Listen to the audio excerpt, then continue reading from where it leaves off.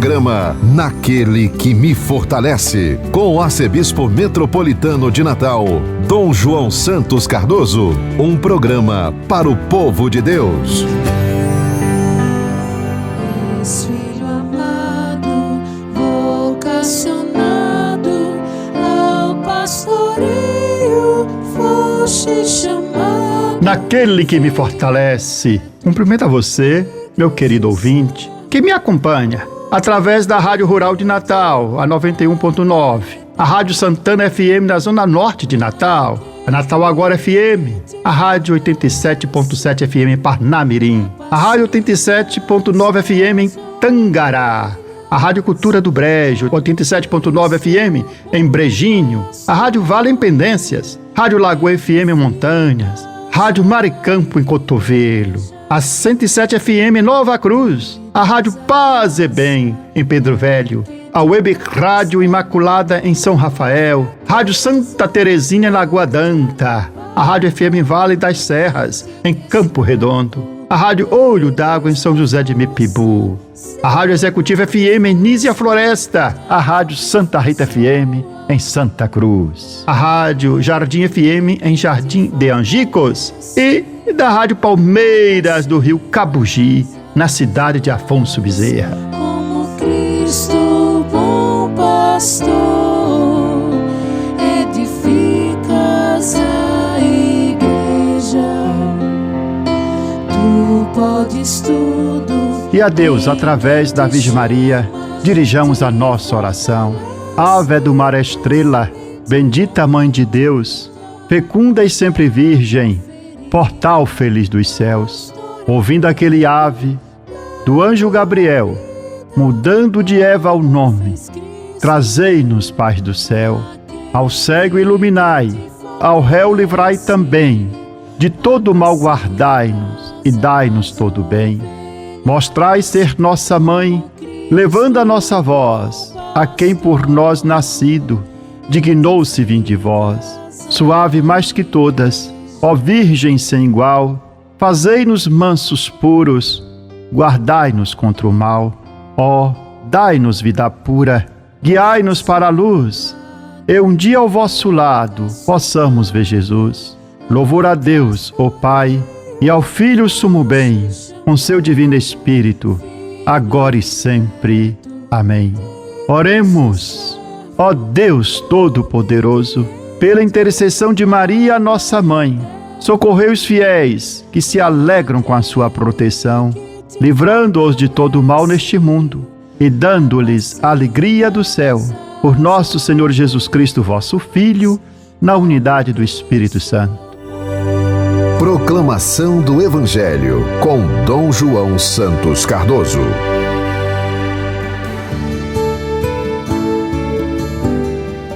Nesse 12º domingo do tempo comum, o Evangelho proclamado em nossas liturgias é o de Marcos, o capítulo 4, versículo 35 a 41. Assim narra São Marcos. Naquele dia, ao cair da tarde, Jesus disse a seus discípulos: vamos para a outra margem. Eles despediram a multidão e levaram Jesus consigo, assim como estava na barca. Havia ainda outras barcas com ele.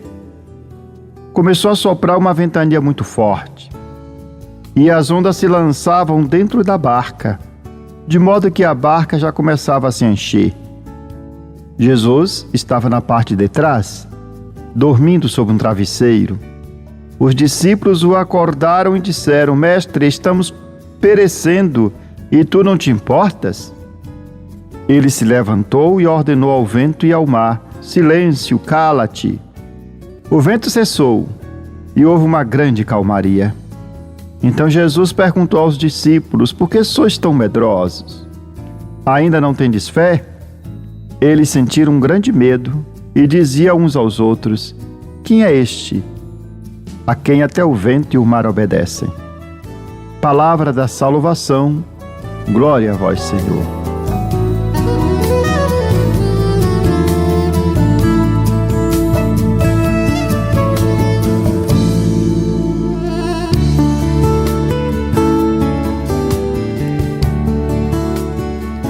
A palavra de Deus, proclamada neste 12º domingo do tempo comum, nos mostra que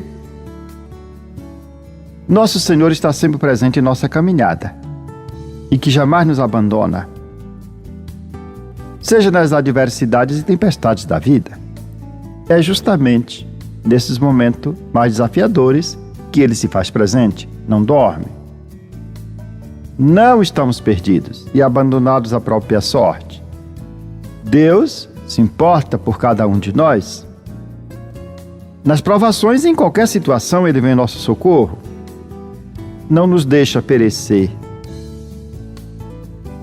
mas vem em socorro de nossas fraquezas. Deus se preocupa com os nossos dramas e cuida de cada um, com amor, e nos oferece a sua presença, o seu amor, a sua misericórdia em cada passo da nossa vida. No Evangelho, segundo Marcos, o capítulo 4, versículo 35 a 41, narra a história da tempestade acalmada. Jesus, com seus discípulos, segue com seus discípulos em missão e atravessa o lago de Tiberíades, escoltados por outras embarcações. E uma grande tempestade ocorre durante a travessia, de modo que as ondas se lançavam para dentro da barca, enchendo-a de água. Enquanto isso, tranquilamente, Jesus dormia na polpa sobre um travesseiro. Os discípulos apavorados acordaram o Senhor e lhe disseram: Mestre, não te importas que pereçamos? E ele, despertando, repreendeu o vento e disse ao mar: Silêncio, cala-te! E cessou o vento, e seguiu-se grande calmaria. Após ter acalmado o mar, o Senhor repreende seus discípulos: Como sois medrosos, ainda não tendes fé? E os discípulos, cheios de temor, cochichavam entre si: Quem é este, a quem até o vento e o mar obedecem? Os discípulos, depois da caminhada feita com Jesus, já deviam saber que ele nunca está ausente, nem alheio à vida da comunidade. Eles não podem esquecer que em todas as circunstâncias, Jesus segue com eles no mesmo barco, que por isso nada tem a temer. A comunidade cristã tem de estar consciente de que Jesus está sempre presente e que as tempestades da vida não puderam impedir seus discípulos de concretizar no mundo a missão que lhes foi confiada. Nosso Senhor nos deu a missão de anunciar o Evangelho em todas as partes, e a barca da igreja é lançada no mar do mundo, muitas vezes agitada, mas ela não sucumbe, não afunda, porque o Senhor está conosco. Nesta narrativa da tempestade acalmada por Jesus, destaca-se sobretudo a serenidade do Senhor, que dorme tranquilamente na polpa do barco, em oposição ao medo e ao desespero dos discípulos. A narrativa da tempestade acalmada também mostra o senhorio de Jesus sobre as forças do mal. Somente Deus tem poder sobre as forças da natureza. Se Jesus tem esse poder, Ele é o Deus no qual podemos depositar a nossa confiança. Ele é Deus, é nosso Salvador. Na primeira leitura do 12º domingo do tempo comum, da liturgia dominical, também é lida um trecho do livro de Jó. E no trecho do livro de Jó, que é proclamado na liturgia, Deus se revela como o Senhor do mar, que põe limites às suas ondas bravias. Assim a Jó era dada a certeza de que o mal não o destruiria, nem a sua doença o levaria à morte. Nós sabemos da história de Jó. Um justo que foi duramente provado, perdeu tudo, perdeu seus bens, perdeu seus filhos, perdeu sua esposa, ficou à beira da morte, pegou uma doença incurável, chagado à beira da morte. Dialogava com Deus com grande desabafo da sua alma, e Deus não o abandonou, mostrou a Jó: se Deus põe limites ao oceano, quanto mais estará também presente na sua vida. O Senhor, que predomina sobre as forças caóticas da natureza, atuará sempre em nosso favor e mostrará o seu poder naqueles momentos em que imaginamos que estamos sozinhos. No Evangelho, Jesus ameaça o vento e ordena ao mar que se acalme, interpelando-o como se o mar se identificasse com o poder diabólico. De fato, nas Sagradas Escrituras, o mar é considerado um elemento ameaçador, caótico e potencialmente destruidor, que somente Deus, o Criador, pode dominar, governar e acalmar. E de fato, que homem pode dominar o mar? O mar tem uma força caótica, é mistério. Mesmo aqueles que têm convivência com o mar surpreende. E quantos morrem no mar? Pescadores treinados. Somente Deus tem poder sobre uma força tão poderosa sobre o ser humano como o do mar e as forças da natureza. Como aconteceu com Jesus. A verdadeira luta, o combate radical que o cristão deve travar no seu dia a dia não é contra os inimigos terrenos, mas a verdadeira luta que o cristão trava no seu dia a dia é contra o espírito do mal. Conforme São Paulo fala na carta aos Efésios, as maiores tempestades que nos ameaçam hoje, como todos os tempos, são os assaltos do diabo, dos quais podemos nos defender com a armadura de Deus, com o escudo da fé e com a espada do Espírito Santo, que é a palavra de Deus, conforme São Paulo fala na carta aos Efésios. Não obstante a força do mal, que muitas vezes parece destruir a nossa própria vida, existe uma outra força, uma força positiva, que move o mundo, que é capaz de transformar e renovar as criaturas, que é a força do amor de Cristo, como afirma São Paulo na segunda carta aos Coríntios. E esta força do amor de Cristo não é uma força cósmica, é uma força divina, transcendente, mas que age também sobre o cosmos. Entretanto, em si mesmo, o amor de Cristo é um outro poder transcendente que se manifestou com a sua ressurreição. E no mistério pascal, Jesus passou através do abismo da morte. E dessa forma, Deus quis renovar o universo e redimir o ser humano, para que todos possam viver para aquele que por eles morreu e ressuscitou, e não vivam unicamente para si mesmos.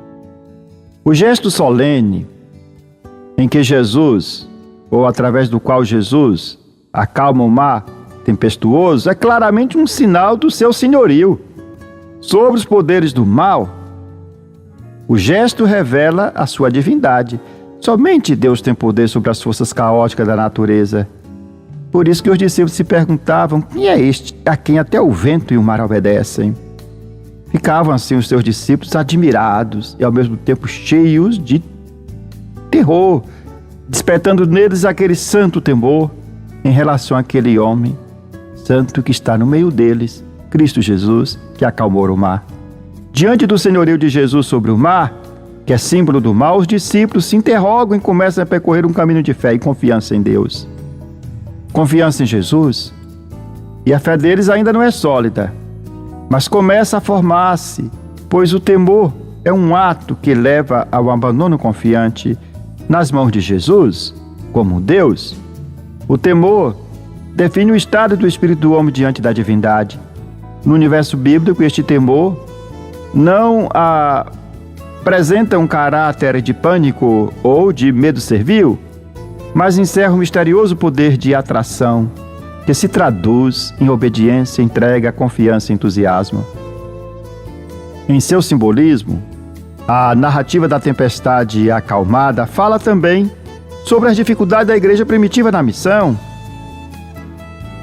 A barca dos discípulos, agitadas pelas tempestades, representa a barca da igreja em missão, provadas pelas tribulações, pelas perseguições.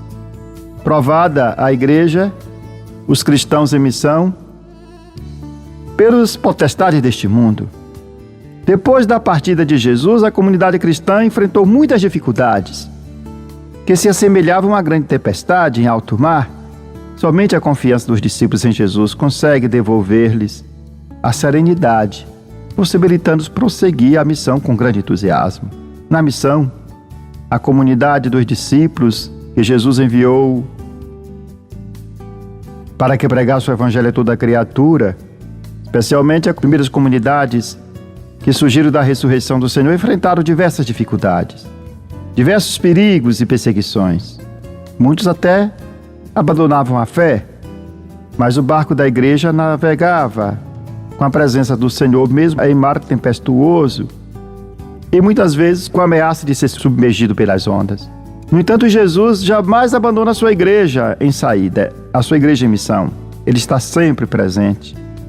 Embarca junto com os missionários na aventura missionária, dando-lhes segurança e paz.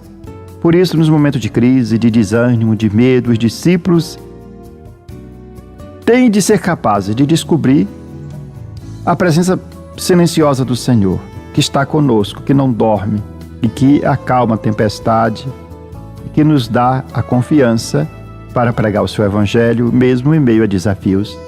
A imagem de um barco cheio de discípulos convidados por Jesus a atravessar para a outra margem do lago e a dar testemunho do Evangelho, fala-nos, portanto, da igreja. O Evangelho nos convida a tomar consciência de que a igreja é uma comunidade missionária, cuja tarefa é ir ao encontro dos homens para lhes apresentar a boa nova do reino de Deus. Os discípulos de Jesus não podem ficar comodamente instalados nos seus espaços seguros e protegidos, defendidos dos perigos do mundo, indiferentes frente aos problemas e necessidades das pessoas.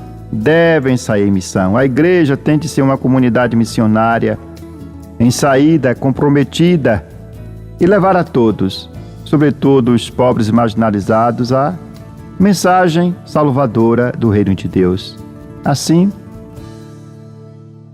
o episódio da tempestade acalmada por Jesus nos dá a certeza de que o Senhor está sempre presente na nossa vida, não obstante as tempestades que nós podemos atravessar. Mantenhamos a confiança e a serenidade, porque o Senhor não dorme. Ele está conosco, na mesma barca que nós estamos.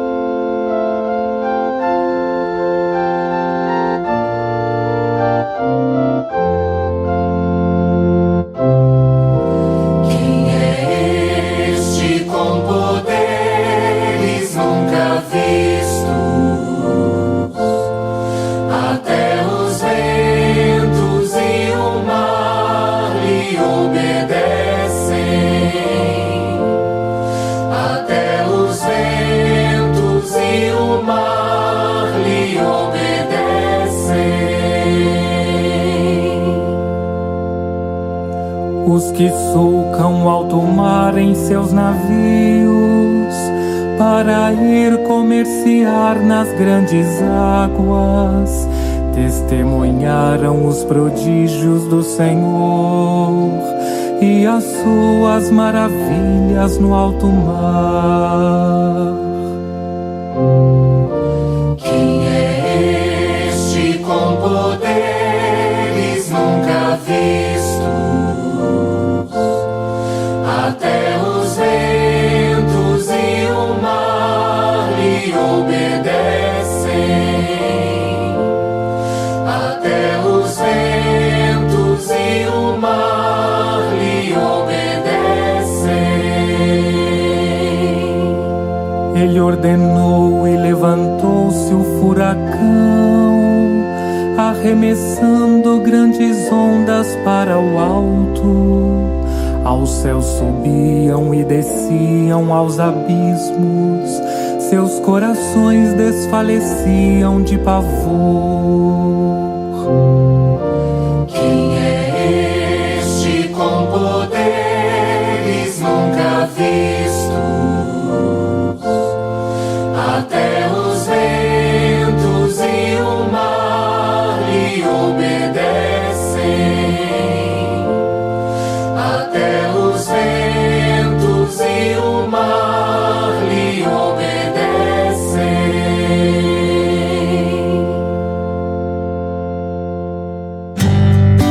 Você está ouvindo Naquele que me fortalece, com Dom João Santos Cardoso.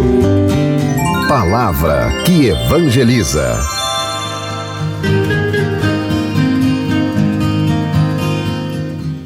A soberba é um vício capital que dá origem aos demais pecados. A soberba, classificada como o primeiro vício dos pecados capitais pelo místico medieval Hugo de São Vito, está na origem dos demais vícios, ou pecados capitais. E esses vícios são chamados de capitais porque deriva do termo latino caput, que significa cabeça, líder ou chefe. E segundo o Catecismo da Igreja Católica, eles são chamados de capitais porque geram outros pecados e vícios através da repetição de atos pecaminosos, resultando em inclinações perversas que obscurece a consciência e corrompe a apreciação concreta do bem e do mal. E são 7 vícios que lideram outros pecados subordinados, chamados vícios capitais: a soberba, inveja, ira, preguiça ou assídia, avareza, gula e luxúria.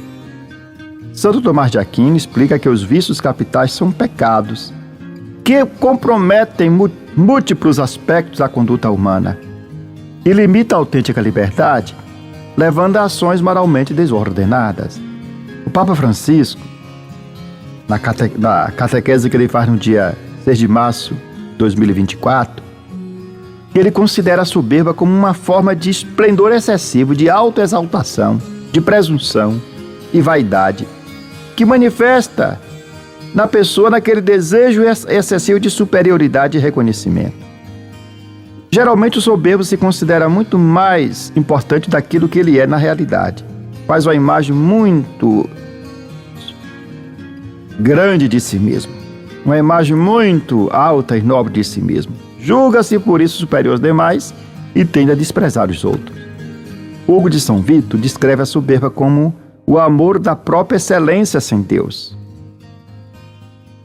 E compara a soberba ao riacho, que se separa da fonte, e ao raio, que se afasta do sol, tornando-se secos e tenebrosos. Segundo o Papa Francisco, a soberba está ligada ao pecado original, que foi catalisador para a queda de Adão e Eva. A serpente os convenceu de que poderiam ser como Deus, levando-os a obedecer e a comer do fruto proibido. E esse ato de soberba rompeu a harmonia inicial com Deus e introduziu o mal no mundo. A soberba é, portanto, uma pretensão absurda de divindade, que destrói as relações humanas e envenena o sentimento de fraternidade. As causas da soberba incluem o desejo desordenado de autoexaltação, a falta de reconhecimento dos próprios limites humanos e a recusa de reconhecer a superioridade de Deus. Segundo Santo Tomás de Aquino, a soberba é um pecado supracapital, pois amplifica os outros pecados, como a vanglória, e está na raiz de todos os pecados. Hugo de São Vito explica que a soberba despoja o homem de Deus, levando a cometer a inveja e a ira. Pecados que, por sua vez, despojam o homem do próximo, a inveja, e a ira despoja o homem de si mesmo. As consequências da soberba são severas. Além de afastar o homem de Deus e dos outros, a soberba conduz à solidão e à autodestruição. Papa Francisco adverte que a soberba pode ser devastadora, levando à ruína pessoal e à quebra das relações interpessoais. E ele enfatiza que a humildade é essencial para combater a soberba e conquistar a graça de Deus. E cita o exemplo de São Paulo, cuja presunção inicial foi curada pela humildade após a negação de Cristo. Tomás de Aquino sugere que a prática das virtudes opostas à soberba, como a humildade e a caridade, é fundamental para superar a soberba. Santo Tomás descreve a soberba como um desejo desordenado de excelência própria, de alta exaltação, que leva o indivíduo a recusar a superioridade de Deus, porque ele mesmo coloca naquela posição superior, ocupando o lugar que somente Deus deve ter na própria vida. E assim, ele busca sempre um reconhecimento, que não tem, um reconhecimento injusto. Para Santo Tomás, a soberba é a mãe de todos os vícios, pois todas as ações pecaminosas, direta ou indiretamente, podem ser rastreadas até um desejo de autoexaltação. Hugo de São Vito, relaciona a soberba com os outros septenários. Ele apresenta os 5 septenários como a primeira petição do Pai Nosso: santificado seja o vosso nome. Primeiro dom do Espírito Santo, temor do Senhor. A primeira virtude, a humildade, a primeira bem-aventurança, o reino de Deus. E ele explica que a soberba, ao despojar o homem de Deus, impede-o de alcançar a verdadeira santidade e comunhão com Deus. A soberba é um vício destrutivo, que afasta o homem de Deus e dos outros e leva à autodestruição. Através dos ensinamentos do Papa Francisco, do místico medieval Hugo de São Vito e Tomás de Aquino, nós compreendemos que a cura para a soberba está na humildade e na prática das virtudes opostas à soberba. A luta contra a soberba é uma batalha contínua, mas é preciso fazê-la.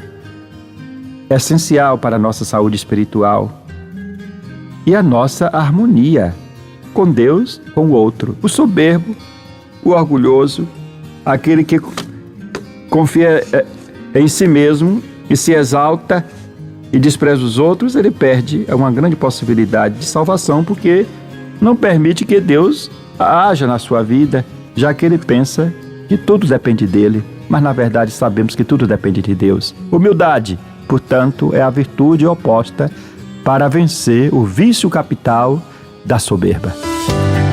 Ouça toda semana nesta emissora o programa Naquele que me fortalece, com o arcebispo de Natal, Dom João Cardoso. Oração, comentário do Evangelho e reflexões. Contamos com a sua audiência. Aquele que me fortalece, ó irmãos, por Cristo a missão acontece. Aquele que me fortalece é o Senhor. Aquele que me fortalece é o Senhor. Aquele que me fortalece, ó irmãos, por Cristo a missão acontece. Naquele que me fortalece. Assim concluímos esse nosso programa com esta oração, que devemos recitá-la todos os dias. Meu Deus, dai-me sempre a alegria de viver. Dai-me força para superar qualquer obstáculo. Não permita que eu me sinta fracassado. Erguei-me quando estiver abatido. Libertai-me quando estiver oprimido. Sustentai-me para que eu não caia em nenhuma tribulação. Que não falhe jamais minha fé em vós. No meio da tempestade, quando tudo parece perdido, minha fé esteja sempre ligada a vós. Senhor, meu coração confia em vós, porque sois fiel a mim e em todos os momentos. Amém. Eu sou o pão que dá vida, o pão para um mundo novo, que nutre, alimenta e sacia o caminhar do meu povo. Seja bendito o nome do Senhor, agora e para sempre. A nossa proteção está no nome do Senhor, que fez o céu e a terra. Que a bênção de Deus Todo-Poderoso, Pai, Filho e Espírito Santo, desça sobre vós e permaneça para sempre. Amém. Aquele que me fortalece é o Senhor. Aquele que me fortalece é o Senhor. Aquele que me fortalece, ó irmãos, por Cristo a missão acontece. Você ouviu Naquele que me fortalece, com o arcebispo metropolitano de Natal, Dom João Santos Cardoso.